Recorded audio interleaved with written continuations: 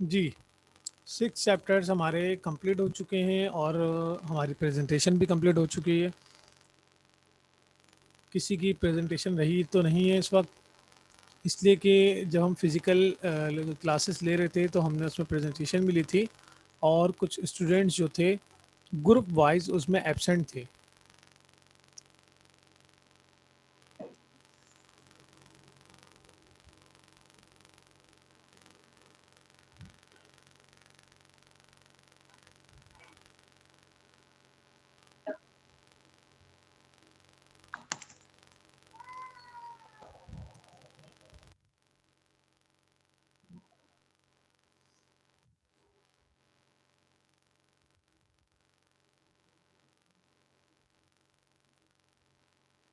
तो जैन कहाँ है? अगर जैन की प्रेजेंटेशन रह गई है, बाकी सबने दे दिए,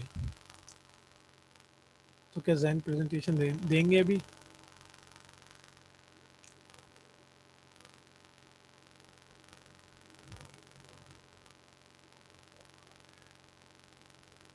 जवाद भी रह गए, तो जवाद और जैन ये दो रह गए हैं। क्या आप दोनों प्रेजेंटेशन देंगे अभी?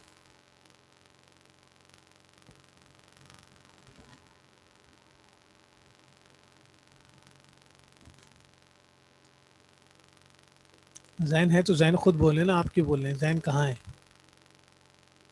जवाद नहीं है। ठीक है, तो जैन है तो जैन देना चाह रहे हैं तो बताएं, वरना फिर हम जो रिवीजन है वो स्टार्ट करते हैं फिर।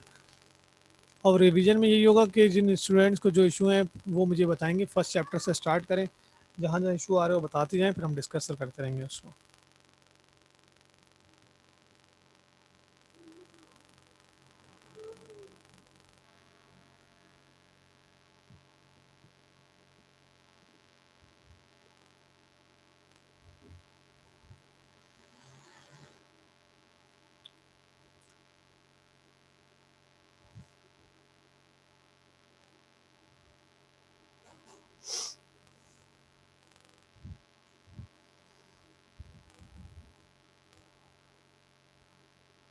शहजाद निसार।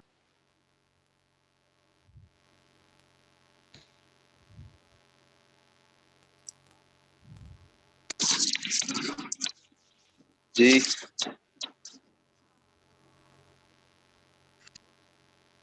ठीक है, बाकी जो जो इसको जिसको जो जो चीज़ पूछनी है वो चैट पे सेंड कर दें, मैं वहाँ पे देख लूँगा और वो डिस्कस कर लेंगे। ठीक है, अभी हमें एक स्टूडेंट ने सेंड किया है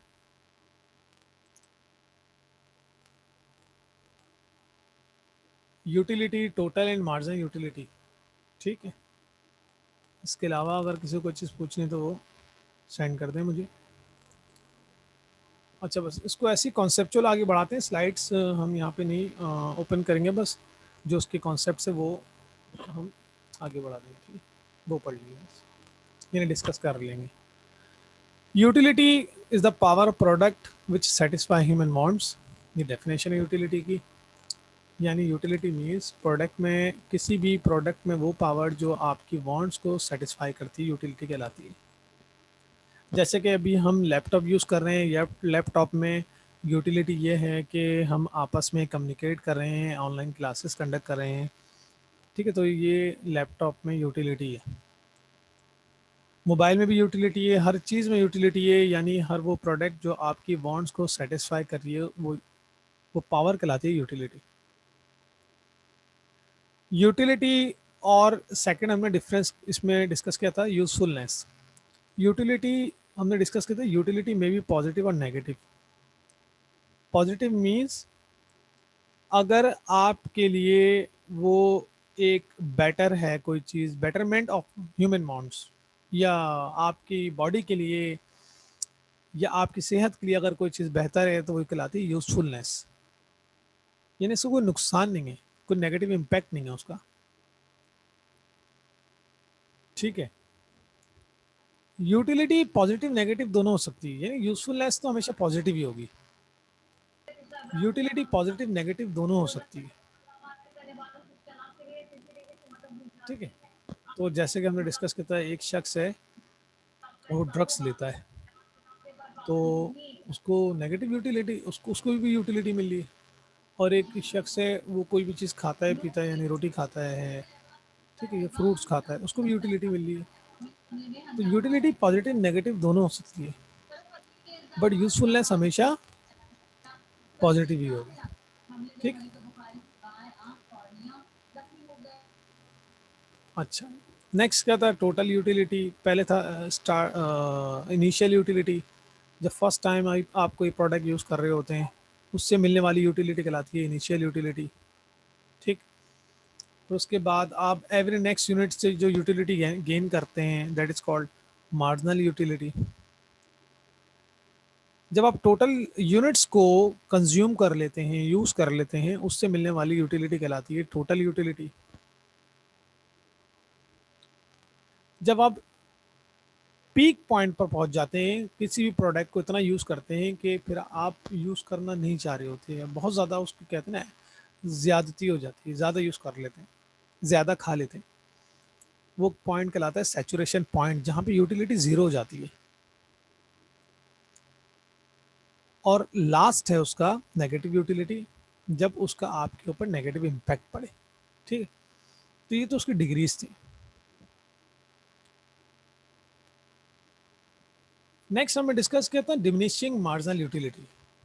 डिमिनिशिंग मार्जिनल यूटिलिटी का मतलब ये होता है कि जैसे जैसे आप कोई भी यूनिट यूज़ कर रहे हैं, उसके नतीजे में आपकी यूटिलिटी जो है वो डिक्लाइन हो रही है, कम हो रही है।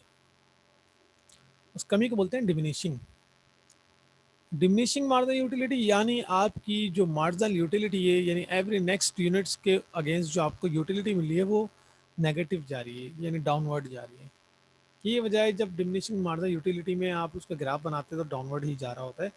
इसमें हमारे पास टू वेरिएबल्स होते हैं, एक होते हैं यूनिट्स और नेक्स्ट होता है आपका M U sorry marginal utility. Number of units increase और मार्जिनल यूटिलिटी डिक्रीज, दोनों टू वेरिएबल्स हैं और दोनों का रिलेशन इनवर्स है, इसके बेस पर जो ग्राफ बनता है वो डाउनवर्ड बनेगा। ठीक है, डाउनवर्ड जा रहा है वो। ठीक, तो ये हमारा था यूटिलिटी का चैप्टर। नेक्स्ट आपने पूछा है ट्रेड ऑफ। ट्रेड ऑफ मैंने आपसे बोला था, देखें ट्रेड ऑफ में हम ये देख रहे होते हैं कि टू वेरिएबल्स की बात कर रहे होते हैं। इसमें टू वेरिएबल्स की बात करते हैं कि अगर एक वेरिएबल अगर आप डिस्टर्ब करते हैं, चेंज करते हैं, तो उसका इम्पैक्ट अदर वेरिएबल्स पे आता है, अदर वेरिएबल पे आएगा, वो वेरिएबल कुछ भी हो सकता है। ठीक है, तो हमने इसकी कुछ एग्जांपल्स दी थी, जैसे कि अगर हम इकोनॉमिक पॉइंट ऑफ व्यू से बात करें तो अगर हम रिसर्च ज़्यादा करेंगे तो हमारी सेल्स ज़्यादा होगी, यानी रिसर्च एंड डेवलपमेंट ज़्यादा होगी तो सेल्स हमारी अच्छी होगी। ठीक है, अगर एडवर्टाइजमेंट पे ज़्यादा खर्च करेंगे तो हमारी प्रॉफिट ज़्यादा होगा। तो एक वेरिएबल जब आप फर्स्ट वेरिएबल आप चेंज करते हैं तो उसका इम्पैक्ट अदर वेरिएबल पे आएगा, ये कहलाता है ट्रेड ऑफ।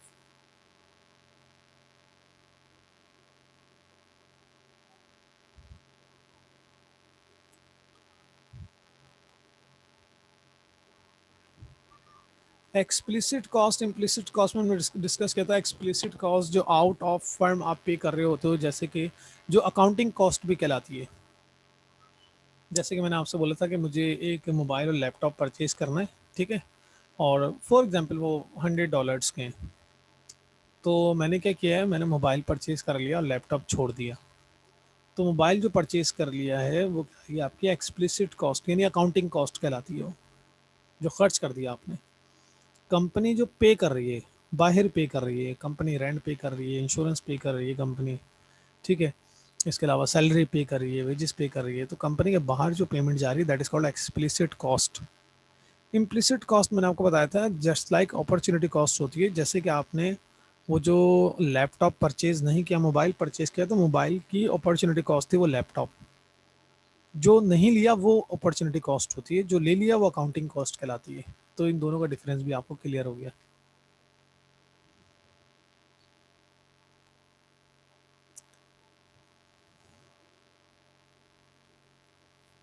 जी 4 चैप्टर से स्टार्ट होगा और 7 चैप्टर तक आपका पेपर है, 4, 5, 6, 7।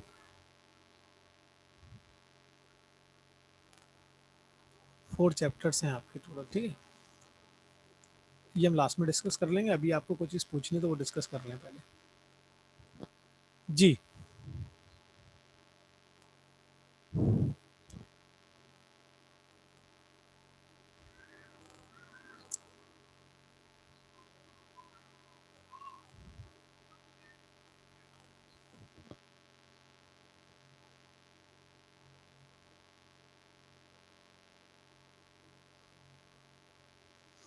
देखिए, मोनोपोलिस्ट मार्केट हमारे पास 3 कंपटीशन होते हैं, परफेक्ट कंपटीशन, इम्परफेक्ट कंपटीशन और मोनोपोली। परफेक्ट कंपटीशन एक ऐसी, या परफेक्ट मार्केट एक ऐसी मार्केट है जहाँ पर नंबर ऑफ सेलर जो है लार्ज होते हैं, ठीक है, इसमें सबसे इंपॉर्टेंट यही करेक्टरिस्टिक्स होती हैं। और सेकंड है कि प्राइस कांस्टेंट होती है परफेक्ट कंपटीशन में। जब परफेक्ट कंपटीशन की बेस पे आप ग्राफ बनाएंगे तो उसमें एम आर, ए आर और पी इक्वल ही आएगा, इसलिए कि आपकी प्राइस कांस्टेंट है, ठीक है। तो ये क्लियर हो गया कि प्राइस कांस्टेंट है, परफेक्ट कंपटीशन में हमें प्राइस कांस्टेंट होती है, तो ये सब चीज़ें जो वेरिएबल्स हैं इक्वल आएंगे। सेकंड हमारे पास था इम्परफेक्ट कंपटीशन। इम्परफेक्ट कंपटीशन में हमने 3 कॉन्सेप्ट डिस्कस किए थे। फर्स्ट था हमारा, अगर बिल्कुल लास्ट से स्टार्ट करें, फर्स्ट में जो लास्ट था, सेकंड पार्ट में जो लास्ट था वो था डियोपोली। डियोपोली मार्केट एक ऐसी मार्केट जहाँ पर 2 सेलर्स जो है मार्केट में एग्जिस्ट करते हैं। और 2 सेलर्स का मतलब ये नहीं है कि 2 ही होंगे, नहीं, 2 का मतलब है कि मेन 2 प्लेयर्स 2 होंगे, बाकी स्मॉल होंगे, स्मॉल प्लेयर्स भी होंगे, ठीक है। तो हम मेन 2 प्लेयर्स की बात करें, जो बड़े प्लेयर्स हैं वो 2 होंगे, बाकी सब होंगे 2, 4, 6 और भी होंगे, मगर वो स्मॉल प्लेयर्स होंगे। तो मार्केट कैप्चर जो की हुई होगी ज़्यादातर इन दोनों की होगी, इसलिए हम बोलते हैं डियोपोलिस्ट हैं ये दोनों, जिसमें जहाँ पर 2 सेलर एग्जिस्ट करें that is called duopolist market. Second होती है monopolist oligopoly market. Oligopoly market ऐसी मार्केट है जिसमें डियोपोलिस, जो डियोपोली मार्केट है उससे थोड़े ज़्यादा हमारे पास सेलर्स होते हैं, जैसे कि हमने ऑटोमोबाइल कंपनी की बात की, बैंकिंग सेक्टर की बात कर लें, अब ये कम्युनिकेशन सर्विसेज की बात कर लें, इसमें हमारे पास जो है 2 से ज़्यादा होते हैं, ठीक है। तो ओलिगोपोली मार्केट में हम ऑटोमोबाइल कंपनी को डिस्कस करते हैं खास तौर पे, इसलिए कि उसमें हमारे पास फॉर एग्जांपल आप बोले सर 10 से 12 हैं, मगर उसमें मेन 3 प्लेयर्स हैं, होंडा, सुजुकी और टोयोटा कंपनी, ठीक है। तो ये कहलाती है ओलिगोपोली मार्केट। जब 2 हों तो वो कहलाती है डियोपोली, जब 2 से ज़्यादा हों थोड़े तो बन जाती है ओलिगोपोली, और ओलिगोपोली से ज़्यादा हों तो बन जाती है मोनोपोलिस्टिक मार्केट। मोनोपोलिस्टिक मार्केट एक ऐसी मार्केट होती है जिसमें नंबर ऑफ सेलर जो है इन 2 से ज़्यादा होते हैं, और उसमें जो मेन करेक्टरिस्टिक है वो ये है कि उसमें जो सेलर होता है वो मेन अपनी प्रोडक्ट के अंदर कोई डिफरेंशिएट करके क्रिएट करके मार्केट में आता है। वो डिफरेंशिएट कुछ भी हो सकता है, वो प्राइस हो सकती है, वो क्वालिटी हो सकती है, वो स्टैंडर्ड हो सकता है, ठीक है। वो जो है आपका पैकिंग हो सकती है, वो क्वांटिटी हो सकती है, वट, ठीक है, स्लोगन हो सकता है। जैसे कि हमने एग्जांपल दी थी आपको लक्स की और सेफ गार्ड की एग्जांपल दी थी, तो सेफ गार्ड सोप जब बाद में आया तो उसने अपना स्लोगन चेंज करके मार्केट में आया, यानी उसमें कुछ डिफरेंशिएट क्रिएट किया है। तो मार्केट में सबसे इंपॉर्टेंट चीज़ ये होती है कि आप जो प्रोडक्ट सेल कर रहे हैं उसमें क्या डिफरेंशिएट है, मैं आपके पास क्यों आऊँ, आपसे क्यों खरीदूँ, आप ऐसी क्या चीज़ दे रहे हैं जो सामने बैठा हुआ शख्स नहीं दे रहा, ठीक है। तो आप बोलेंगे मेरे पास जो है वो जरासीम से बचाव के लिए मेरे पास सोप है, उससे जितने भी जर्म्स हैं वो ख़त्म हो जाएंगे, ये 99% ख़त्म हो जाएंगे। तो इससे ये हुआ कि मार्केट ब्रेक हो गई, मार्केट सेगमेंट में डिवाइड हो गई और मार्केट सेगमेंटेशन बन गए, ठीक है। तो ये कहलाती है आपकी मोनोपोलिस्टिक मार्केट, ठीक है। तो जब एक हो तो कहलाती है मोनोपोली। मोनोपोली मीन्स जब पूरी मार्केट में किसी एक का कंट्रोल है, वो हमने के इलेक्ट्रिक के नाम से डिस्कस किया था। यानी अगर मार्केट में एक सेलर हो तो कहलाती है मोनोपोली, दो हो तो कहलाती है डियोपोली, दो से थोड़े ज़्यादा हो तो कहलाती है ओलिगोपोली, ओलिगोपोली से ज़्यादा हो तो कहलाती है मोनोपोलिस्टिक, और लार्ज नंबर ऑफ सेलर हो तो कहलाती है परफेक्ट कंपटीशन। ठीक है, तो हमने डिस्कस किया था।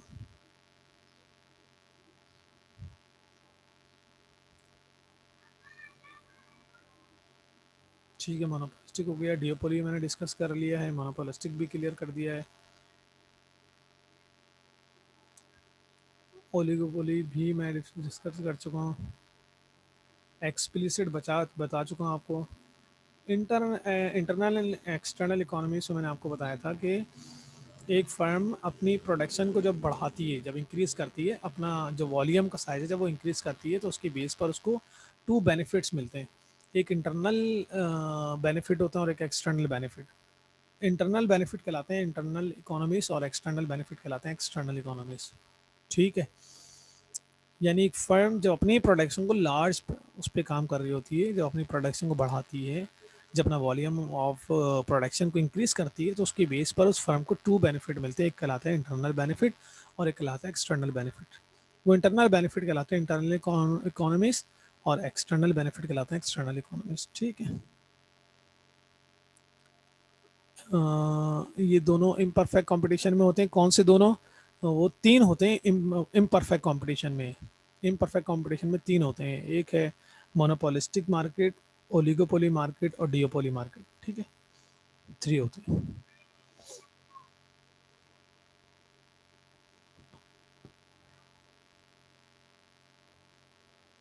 Return to scale, return to production में बस एक डिफरेंस ये था कि एक शॉर्ट रन में बेस कर रहा है और एक लॉन्ग रन में, बस ये माइनर डिफरेंस यही है। ठीक है, एक शॉर्ट रन मार्केट पे या एक शॉर्ट रन प्रोडक्शन पे डिपेंड कर रहा है, जिसमें आप तमाम वेरिएबल्स को वेरी नहीं कर सकते। आप लेबर और कैपिटल को वेरी करके अपनी जो प्रोडक्शन है उसको चेंज कर रहे होते हैं। और सेकंड जो है वो लॉन्ग टर्म पे बेस करता है, जिसमें आप अपने तमाम वेरिएबल्स को चेंज कर लेते हैं। नेक्स्ट है सर, डियोपोली में थर्ड फर्म एंटर क्यों नहीं कर सकती? देखिए, मैंने आपसे बोला कि डियोपोली में तीन नहीं, चार नहीं, पांच भी हो सकती हैं, मगर मेन प्लेयर्स टू ही होंगे। ठीक है, उसमें टू ही होंगे। जैसे कि मास्टर कार्ड, वीज़ा कार्ड की बात की थी आपसे। ठीक है, और मुख्तलिफ उसमें हमने डिस्कस किया, कोको कोला और पेप्सी की बात की थी। और भी होंगे क्या? कोको कोला पेप्सी के अलावा कुछ भी नहीं है डीलर्स या सेलर्स हैं? क्यों नहीं है? बट मेन टू प्लेयर्स हैं मार्केट के अंदर, जिनके पास बड़ी मार्केट उन्होंने कैप्चर की है। मार्केट का बड़ा पार्ट इन दोनों ने कैप्चर किया हुआ होगा, बाकी दो नहीं, तीन चार भी हो सकते हैं। किंग डिमांड कर्व हमने डिस्कस किया था। किंग डिमांड कर्व हमने डिस्कस किया था ओलिगोपोली मार्केट के अंदर, और ओलिगोपोली मार्केट में हमने आपको बताया था कि हमारे पास जो नंबर ऑफ सेलर होते हैं वो कितने होते हैं? फ्यू होते हैं, फ्यू यानी चार पांच होते हैं। ठीक है, तो इस कंडीशन में आप जो डिमांड या कर्व बनाते हैं, वो कहलाते हैं किंग डिमांड। ठीक, तो किंग डिमांड कर्व कैसे बनता है, और वो हमने बनाया था, अपनी रिकॉर्डिंग आपके पास है, उसमें देख लीजिएगा आप।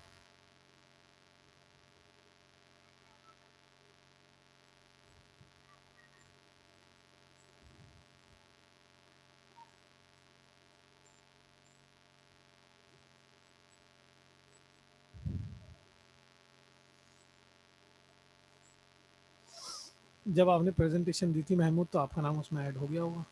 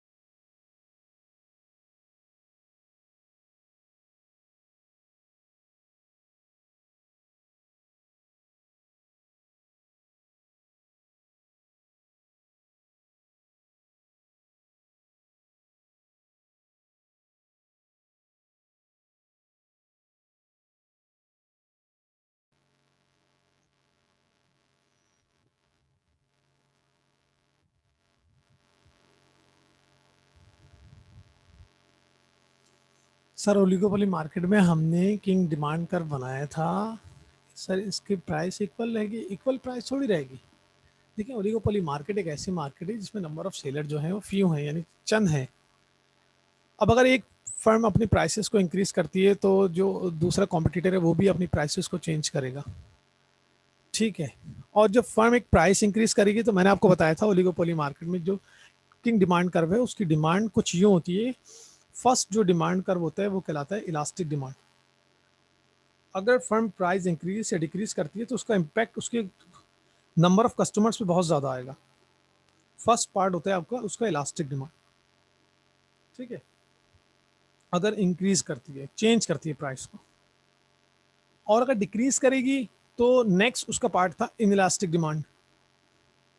अगर बहुत ज़्यादा कम करेगी तो जब जाके कुछ नंबर ऑफ कस्टमर्स उसके हाथ में आएंगे। तो फर्म ओलिगोपोली मार्केट में अपनी प्राइसेस को कोशिश करती है कि आपस में कोलिजन बना के और एक सेम रखें, प्राइस तकरीबन करीब करीब प्राइस रखें, चेंज ना करें। तो इस वजह से वो करते क्या हैं, एक ग्रुप बना लेते हैं और वो समझें और अलाइंस बना लेते हैं इस तरह की, और आपस में बैठ के जो है मार्केट को चला रहे होते हैं। वो आपको लग रहा होता है कि वो जो है टोयोटा और होंडा और सुजुकी है वो तीनों एक ही हो जाते हैं और अपनी प्राइसेस को सब मिलकर हाई करते हैं और फिर सब कमाते हैं, ठीक है। तो ये भी एक तरह का समझे तरीका होता है मार्केट में अपनी रेवेन्यू को इंक्रीज करने का, अपनी प्रॉफिट को इंक्रीज करने का एक तरीका है कि आपस में क्यों लड़े, हम एक हो जाते हैं और इन पब्लिक से हम ज़्यादा से ज़्यादा रेवेन्यू जनरेट करते हैं। फिर वो एक इंक्रीज नहीं करेगा, अपनी अपनी प्राइसेस सब इंक्रीज कर देंगे फिलहाल। तो इस तरह के और भी मेथड्स होते हैं मार्केट के अंदर प्रॉफिट को जनरेट करने के लिए, इंक्रीज करने के लिए बल्कि। और ये मोनोपोलिस्ट जो ओलिगोपोली होती हैं फर्म्स वो ये करती हैं।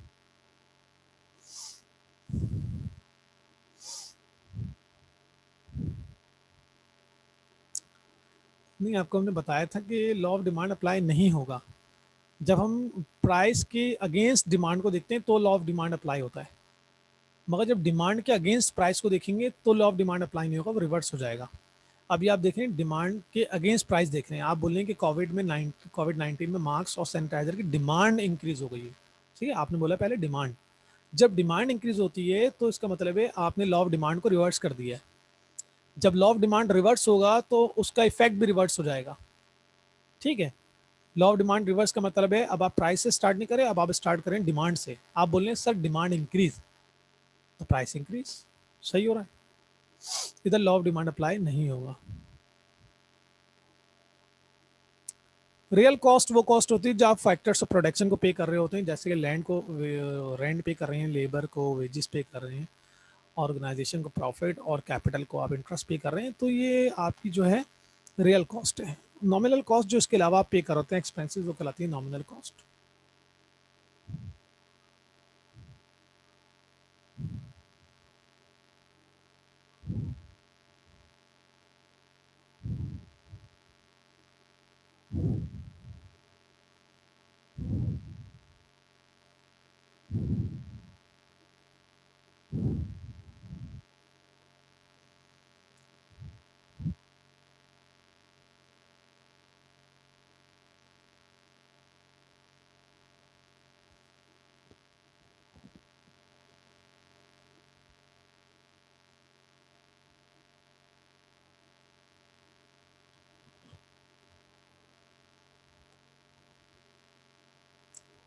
देखिए ओलिगोपोली में होता ये है कि एक फर्म अगर अपनी प्राइसेस को इंक्रीज करती है वो क्या चाह रही होती है कि मैं प्रॉफिट इंक्रीज कर लूँ, ठीक है।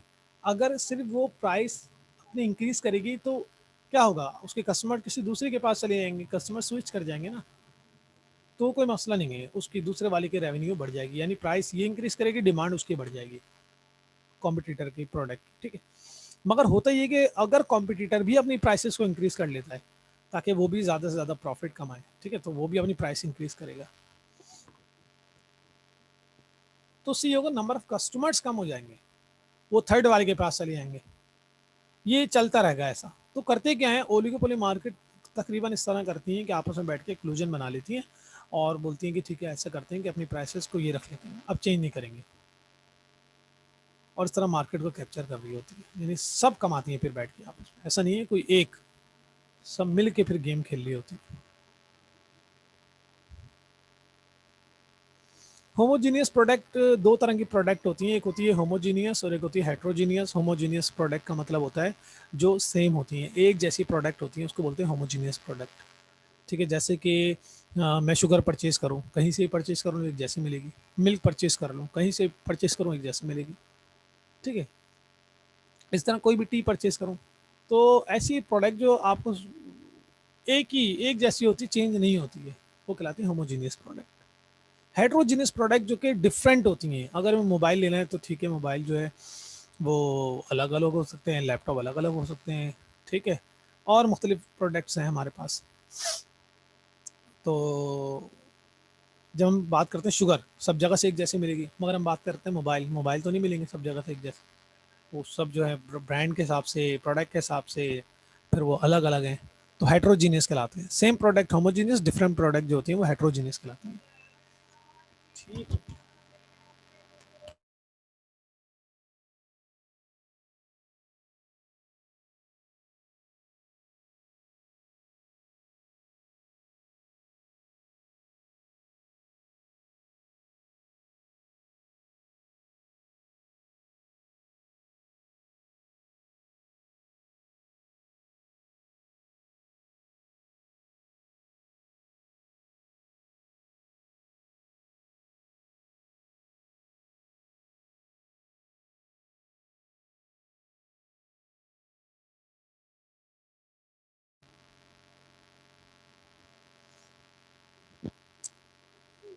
हमने उसमें डिस्कस किया था कि परफेक्ट कंपटीशन में जहाँ पर गुड्स होमोजीनियस होती हैं, क्या होती हैं, होमोजीनियस होती हैं, वहाँ पर इंडस्ट्री प्राइस को क्या कहते हैं, डिटरमाइन करेगी। Price determination set by industry. ठीक है, यानी वो सेट करेगी प्राइस को, प्राइस लीडर होती है। इंडस्ट्री बताएगी कि प्राइस क्या होगी, फिर बाकी फर्म्स उसी प्राइस को टेक टेक कर लेती हैं, यानी वो प्राइस टेकर होती हैं। ठीक है, प्राइस मेकर होती है इंडस्ट्री, प्राइस टेकर होती है इंडस्ट्री कलेक्शन, वो सॉरी फर्म्स। तो इंडस्ट्री प्राइस बताएगी ये प्राइस होनी चाहिए, वो फर्म्स उसको अडॉप्ट कर लेंगी या उसी को टेक कर लेंगी, हाँ भाई हम यही प्राइस रखेंगे। जैसे कि शुगर की बात कर ली, होमोजीनियस प्रोडक्ट की बात हो रही है, मिल्क की बात कर ली, टी की बात कर लें, राइस की बात कर लें। ठीक है, होमोजीनियस प्रोडक्ट की बात हो रही है। हेट्रोजीनियस प्रोडक्ट में प्राइसेस जो है वो फिर फर्म्स उसको कर रही होती हैं, हर फर्म की अलग होती है। हेट्रोजीनियस में जैसे कि हम ऑटोमोबाइल कंपनी की बात करते हैं, ये हेट्रोजीनियस में आ जाती हैं। इसमें फीचर्स के हिसाब से हेट्रोजीनियस है, प्रोडक्ट फिर भी एक है। ठीक है, तो आप टोयोटा कंपनी की आप कार की प्राइसेस देख लें, वो अलग हैं, होंडा की अलग हैं, सुजुकी की अलग हैं।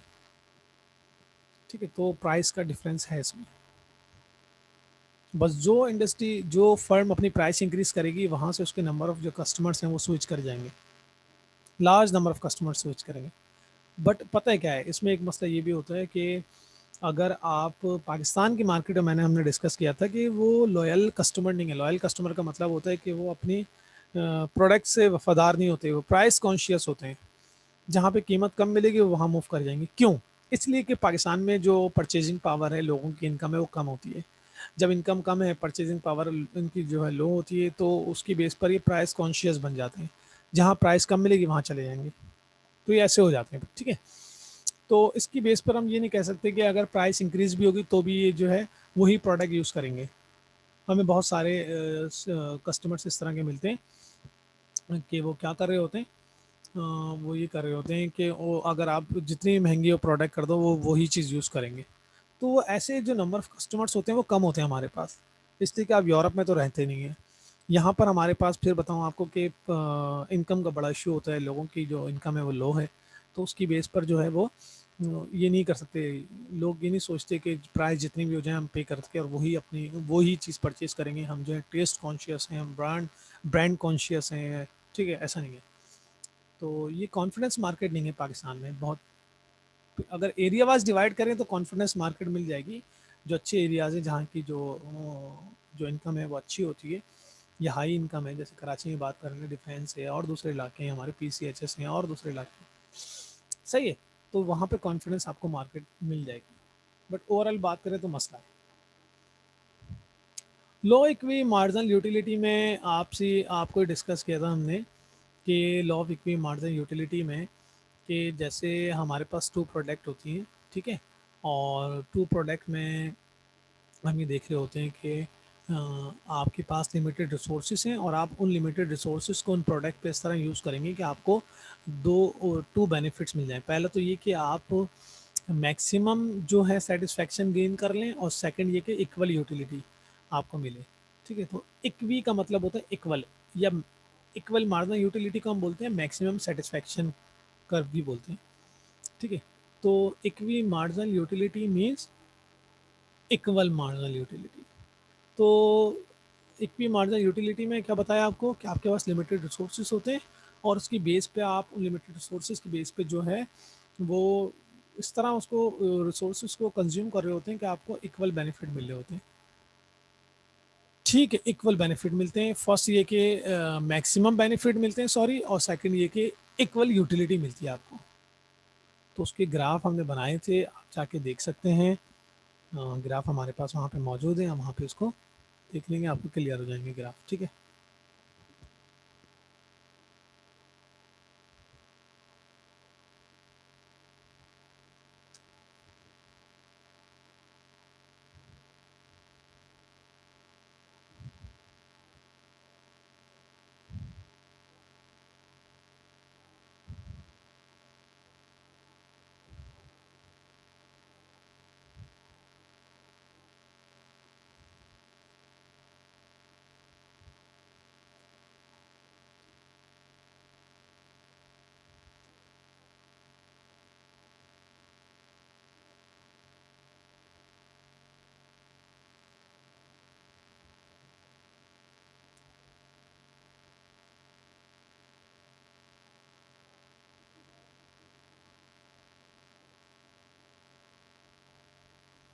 यूनिफॉर्म प्राइस का मतलब होता है होमोजीनियस, कांस्टेंट प्राइस, एक जैसी प्राइस होती है।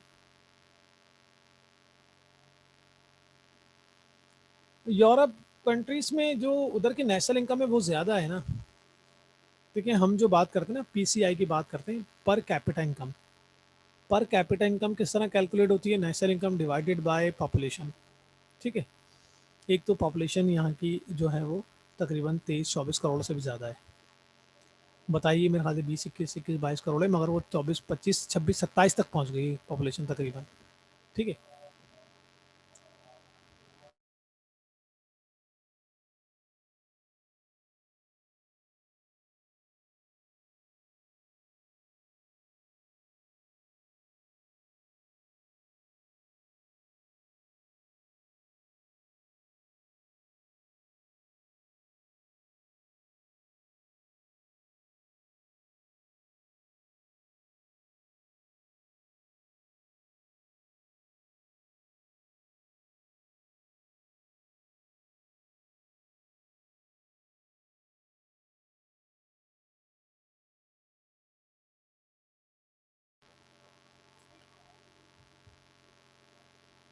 तो यूरोप में जो हमारी नेशनल इनकम है वो होती है ज़्यादा, ठीक है।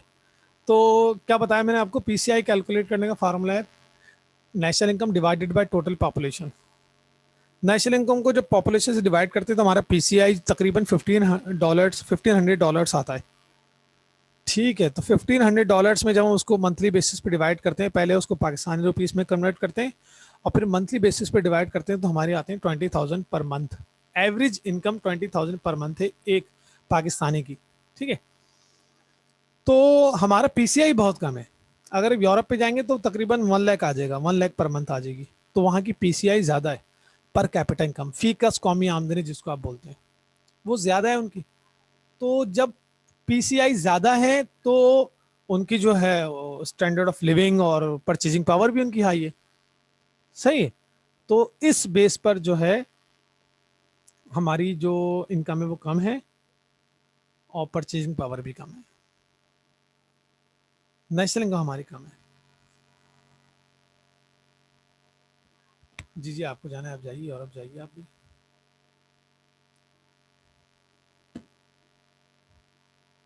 ठीक है, बस ये मीटिंग एंड हो रही है। अब क्या करेंगे, मैं आपको जो है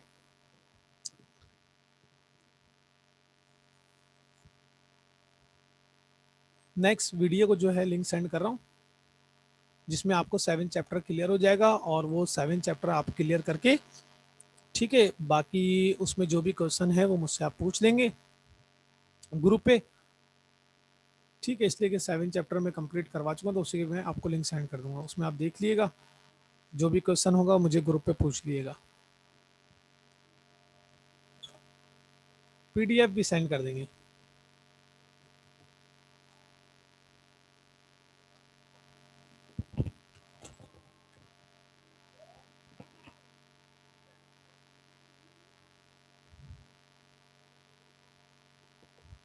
जी जी, क्लास बस एंड हो जाएगी, क्लास एंड हो जाएगी। 2 मीटिंग्स पे आज इसको ऑफ करें, इसलिए कि हमने ये एक्स्ट्रा क्लास ली है, हमारी क्लासेस जो है कंप्लीट हो चुकी हैं तकरीबन, ये हमारी एक्स्ट्रा क्लास थी, इसलिए मैं इसको 2 मीटिंग पे ही एंड कर रहा हूँ।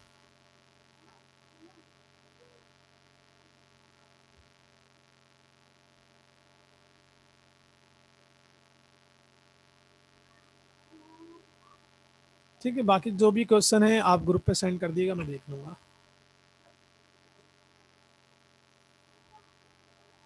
ये हमारी लास्ट क्लास थी, ठीक है, और यानी माइक्रो इकोनॉमिक्स की। बस फिर इसके बाद जो है पेपर आपके स्टार्ट हो रहे हैं, पेपर में मिलेंगे आप।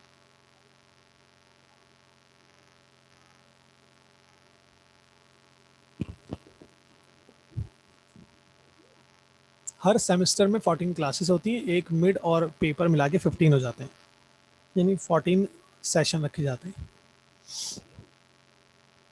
हमने 15 रखे हैं टोटल।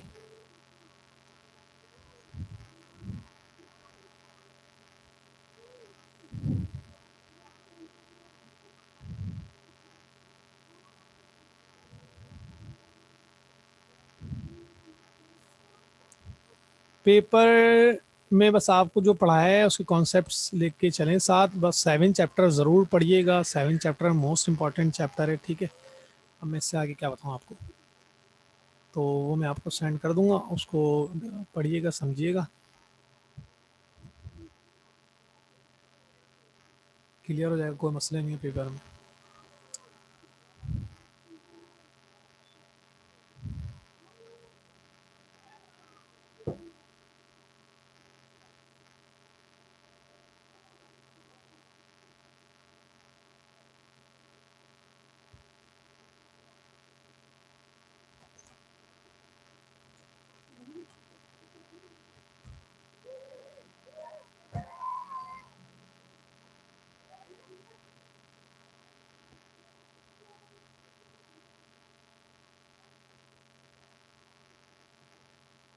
ठीक है, अब जो भी क्वेश्चन, अच्छा ज़रूरी नहीं है कि आप जो पढ़ाया गया है, यानी हमारे चैप्टर जो पढ़े हैं हमने तकरीबन 7 चैप्टर्स पढ़ लिए हैं, अब आप सिर्फ लास्ट चैप्टर से रिलेटेड पूछें, तो आप जो हैं फर्स्ट चैप्टर से लास्ट चैप्टर तक जो भी चीज़ क्लियर ना हो पूछ सकते हैं। बाकी पेपर हमारे 4 चैप्टर से 7 चैप्टर तक हमारे पेपर होंगे, यानी 4, 5, 6, 7, और ये जो लास्ट चैप्टर सेंड करूँगा वो मिला के, ठीक है, वो आपके टोटल चैप्टर्स आएंगे पेपर में। और पेपर जो है आपका सब्जेक्टिव सब्जेक्टिव बेस है, ऑब्जेक्टिव बेस नहीं है, ठीक है, यानी एमसीक्यूज देंगे उसमें, जस्ट क्वेश्चन। बस जो पढ़ाया गया उसको पढ़ के समझ के कॉन्सेप्ट्स क्लियर करके आइएगा, रटे लगाने की ज़रूरत नहीं है आपको,